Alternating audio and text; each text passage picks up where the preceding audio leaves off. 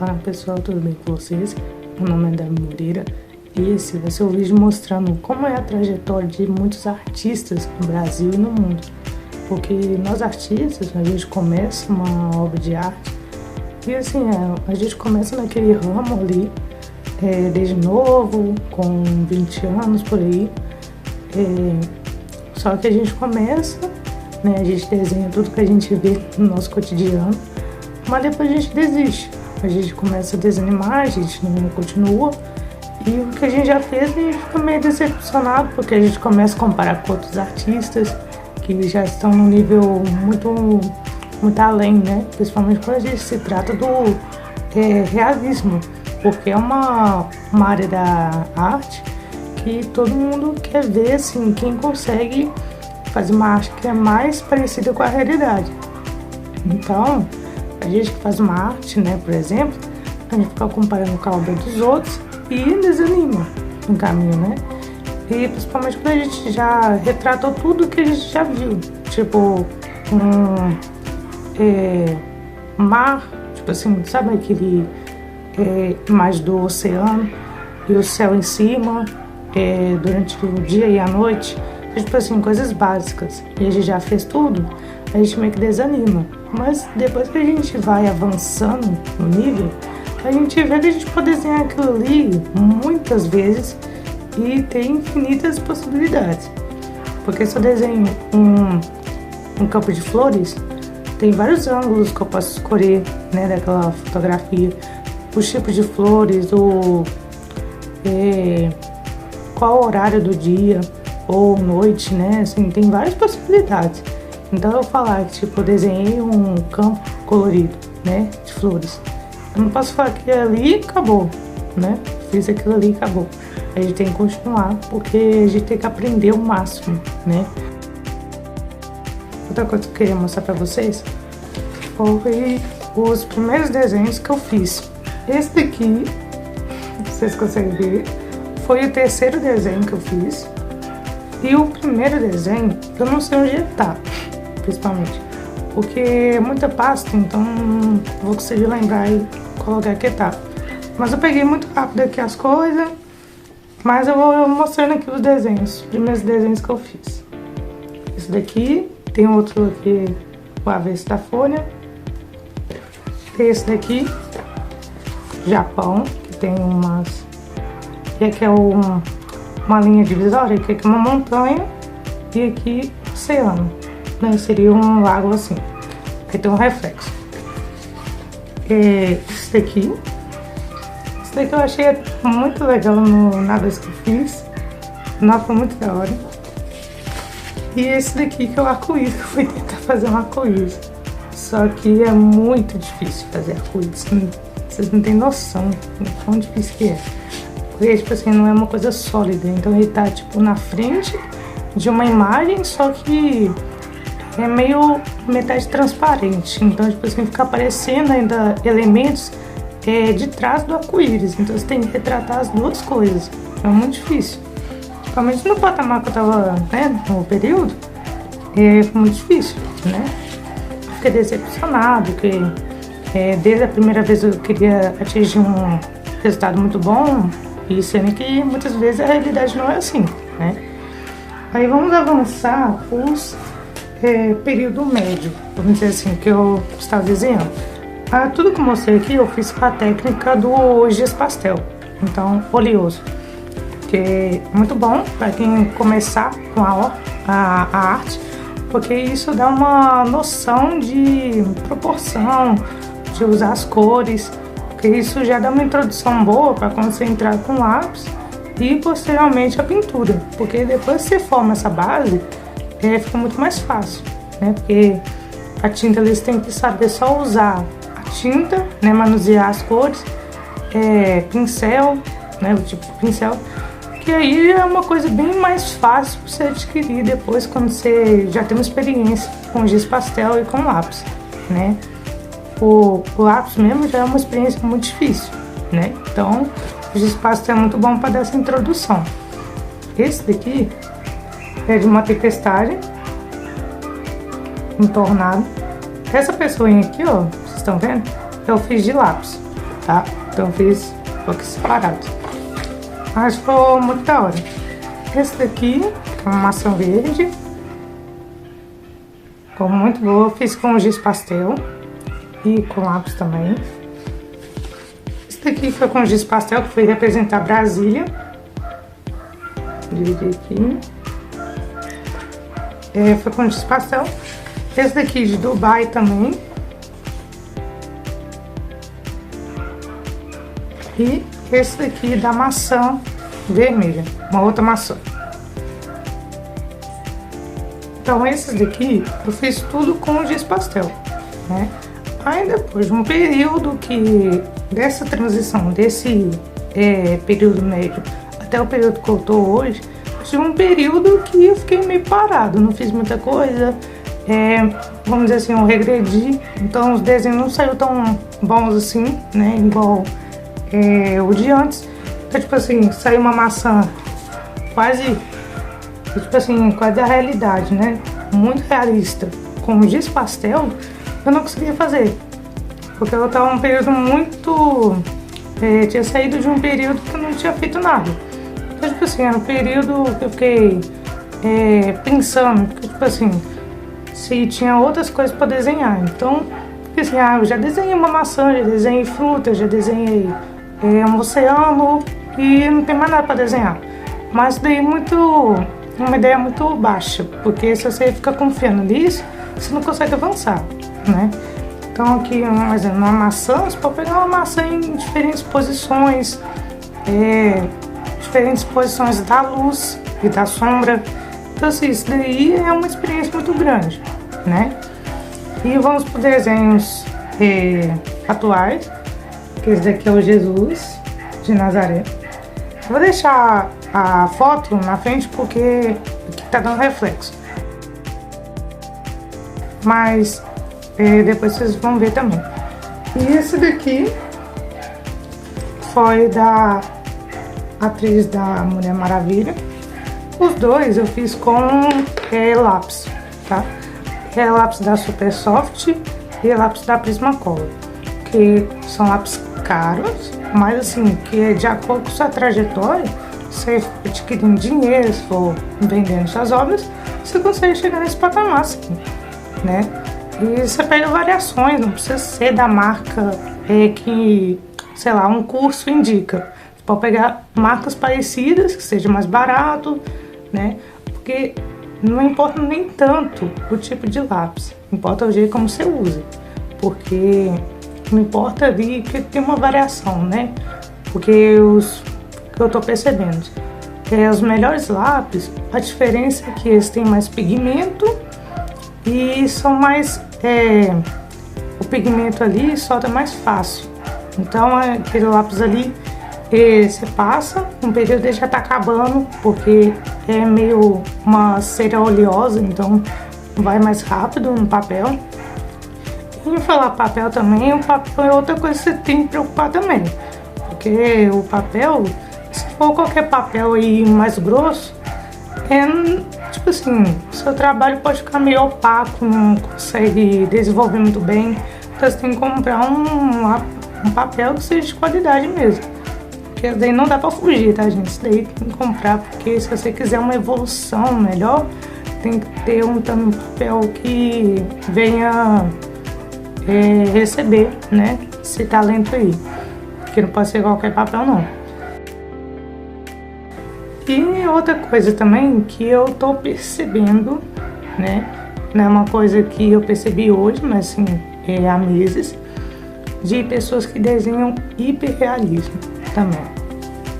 Que o hiperrealismo não faz só com lápis, porque a maioria das vezes a gente pensa assim, essas obras, né, de arte que são muito realistas, são talvez esculturas, né, vamos dizer assim, ou pinturas a óleo, né, essas coisas assim.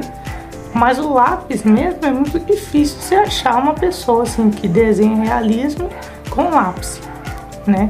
Agora tá aumentando, né, essa quantidade, ainda bem, mas antes era mais focado na pintura e na escultura. Mas eu tô vendo aqui, muita gente mistura essas técnicas. Como assim?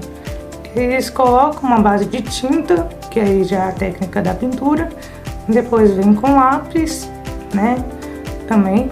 Usam também marcadores de caderno, eu nunca vi usar marcadores de caderno mesmo, que a gente usa na escola, na obra mesmo, na produção da obra. É muito diferente, porque eu nunca tinha visto essa junção dessas técnicas em uma só forma. E o desenho assim é muito realista mesmo, é tipo hiper realista. E que cada um desempenha um papel na formação da obra, né? Também spray, também é tipo aqueles pulverizam, né? A tinta, coloca a tinta, dá tipo um spray assim, tampa o lugar onde for uma região clara e o lugar que for a sombra mesmo, que é muito difícil fazer sombra com lápis e com tinta, então é melhor usar o spray mesmo. Então essa daí é a técnica, a melhor técnica, né, que seria para fazer a sombra. Então cada técnica usa seu papel ali na produção. Mas no momento eu não vou usar utilizar todas as técnicas, né? Porque eu vejo assim, é igual uma matéria. Pra você conseguir aprender, elas tem que ir pelos degraus que existem nessa matéria. Então, tipo, matemática. Se você não aprende as operações básicas, você não consegue entender uma equação, né? Que isso seria a junção de tudo aquilo ali. Então você tem que aprender adição, subtração, divisão e multiplicação. Se você não entende a multiplicação, acabou, você não entende mais nada. Então, assim, para formar essa junção final, né, que seria o hiperrealismo mesmo, você tem que dominar o lápis, pintura, futuramente eu vou estar melhorando na pintura também. Então, tipo assim, o spray, né, a técnica do spray, e é muito variável isso, né? Eu já vi gente fazendo desenho hiperrealista com marcador de escola, muito difícil também. A caneta azul mesmo, fazendo obras de arte com aquilo ali, é muito estranho, mas ainda tem um resultado muito bom. Tipo, pela última vez que eu vi, o cara tá fazendo uma escultura que já existe com a caneta azul mesmo. E ficou muito parecido. Fez a sombra, fez a região clara. Não, ficou muito bom. E aquilo ali ficou... Também eu conectei, né, os pontos, porque esses vídeos dessas pessoas, eu vou deixar até o link pra vocês verem. Porque assim, não é um canal só daquilo ali. É um canal pequeno que postou aquele vídeo ali e acabou. Simplesmente é só o vídeo ali e acabou. E não dá pra gente, assim, que quer aprender... ver de onde veio, qual artista fez, porque não tá ali, né? Então a gente tem que ir na marra, simplesmente. Mas pra gente já tá nesse patamar já é muito bom, porque eu vejo que a arte no Brasil tem que crescer mais, principalmente a arte realista, porque tem pouca gente fazendo isso. É algo que tem que levar pra vida, porque não é algo de um mês, né, 5 meses. É muito tempo. Então, se você começou, você pretende começar, não desista mesmo. Compartilhe isso com a sua família, com alguém que vai te ajudar, sabe? Porque é muito fácil desanimar, né? Você olhar o trabalho do outro, você, sei lá, ficar comparando com outro tipo de talento também, porque, sei lá, a pessoa é boa em esporte. Você fica obcecado, nossa, a pessoa é boa demais em esporte. Você abandona aquilo ali que você queria começar com a arte e vai começar uma coisa totalmente que você não nasceu pra ser, simplesmente. Não tô dizendo a questão assim, da pessoa não ser boa em 2 áreas, né, ao mesmo tempo. Mas assim, tem áreas que você sabe que não é pra você, só por intuito de inveja ou ver lá assim, só pra chutar o balde e ver o que dá. Você vai lá e tenta naquela técnica ali que você sabe que você não vai conseguir, né? Mas daí eu caí muitas vezes também, que são erro muito comum, né? Quer dizer assim, você caiu, está atrasado, não. Mas quer dizer assim, que você quer fazer muitas experiências de uma vez e também ser muito bom naquilo ali, né? Porque, sei lá, você pratica um esporte, mas o intuito disso é só uma saúde mesmo, não é para virar um esporte um atleta super profissional. Não é o propósito daquilo ali.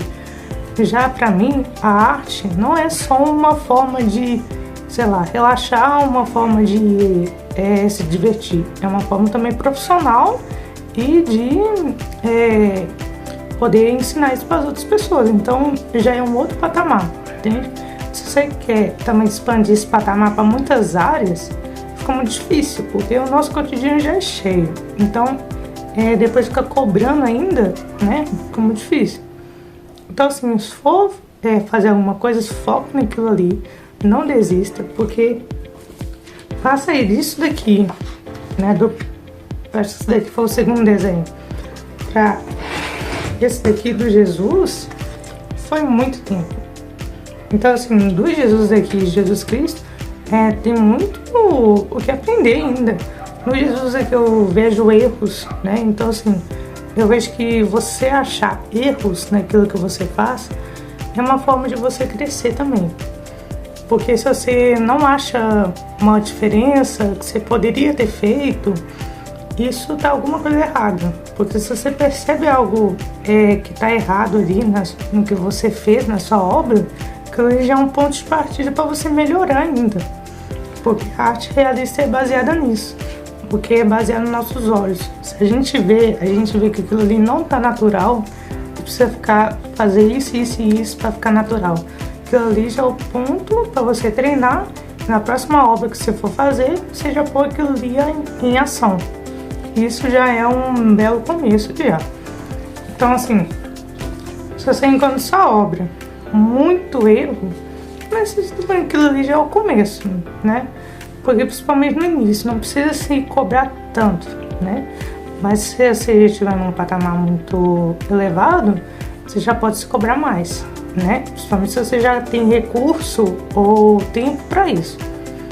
E em questão do tempo também, que eu queria falar aqui nesse vídeo, que já tá dando quase 25 minutos, tá 17. Mas assim, é a questão do tempo. O tempo de desenho, de acordo com o patamar que você vai indo, come mais tempo. Então, assim, um desenho desse daqui eu acabava num dia só. Se eu tivesse com muita euforia, né, de terminar isso daqui num dia só, eu terminava.